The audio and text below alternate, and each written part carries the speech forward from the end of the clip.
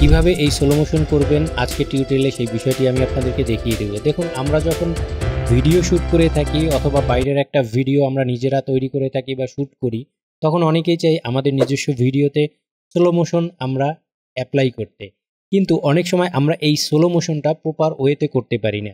আমরা বেসিক্যালি যে স্লো মোশনগুলো করে থাকি, অনেক সময় সেই স্লো মোশনগুলো অ্যাপ্লাই করলে আমাদের ভিডিওতে কেমন জানি একটা জিটেরই ভাব থেকে যায়। এই বিষয়টি আমি আপনাদের সাথে শেয়ার করব, যাতে আপনারা স্মুথ একটি স্লো মোশন আপনাদের ভিডিওতে আপনারা দিতে পারেন এবং অ্যাপ্লাই করতে পারেন। কিভাবে করবেন অ্যাডোবি প্রিমিয়ার প্রো থেকে, এই বিষয়টি আপনাদের সাথে তুলে ধরবো। তো চলুন বন্ধুরা, সরাসরি অ্যাডোবি প্রিমিয়ার প্রোতে চলে যাই। তো আপনারা দেখতে পাচ্ছেন একটা ভিডিও আমি আমার টাইমলাইনে নিয়ে নিয়েছি। এই ভিডিওটা আমরা যদি প্লে দেই, আপনারা দেখতে পাবেন ভিডিওটা প্লে দেওয়ার পরে স্বাভাবিক একটা মোশনে রয়েছে। এই মোশনটাকে আমরা স্লো মোশনে রূপান্তর করব এবং আমরা যখন এটিকে আমরা ফার্স্ট স্টেপে আমরা সাধারণ যে স্লো মোশনটা করি সেটি আমি যদি করিয়ে দেখাই, আমাদের ভিডিওর উপরে আমরা রাইট বাটন প্রেস করব এবং এখান থেকে স্পিড ডিউরেশন নামে যে অপশনটি রয়েছে এটি আমরা প্রেস করব।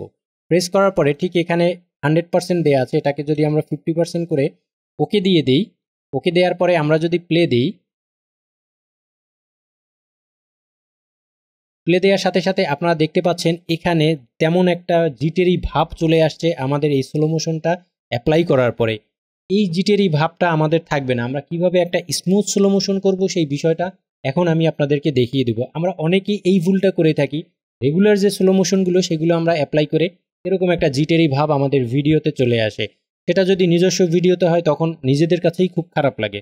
তো চলুন আমি স্মুথ একটা স্লো মোশন অ্যাপ্লাইটা আমি আপনাদের দেখিয়ে দিচ্ছি।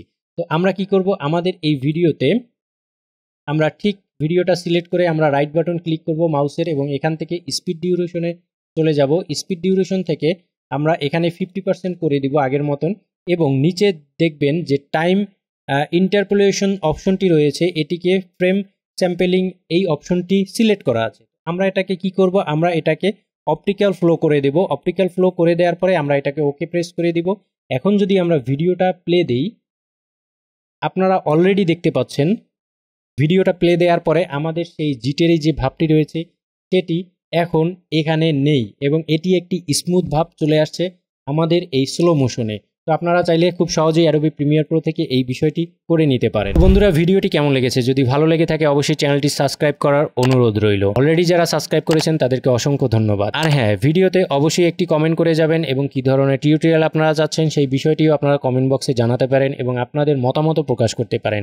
লাইক করে পাশে থাকবেন। অলরেডি যারা সাবস্ক্রাইব করেছেন এবং আমার পাশে থেকেছেন তাদেরকে অসংখ্য ধন্যবাদ। আজকের মতন আমি জয় বিদায় নিচ্ছি। দেখা হবে পরবর্তী কোনো এক টিউটোরিয়ালে। সে পর্যন্ত ভালো থাকুন, সুস্থ থাকুন। Tata, bye bye.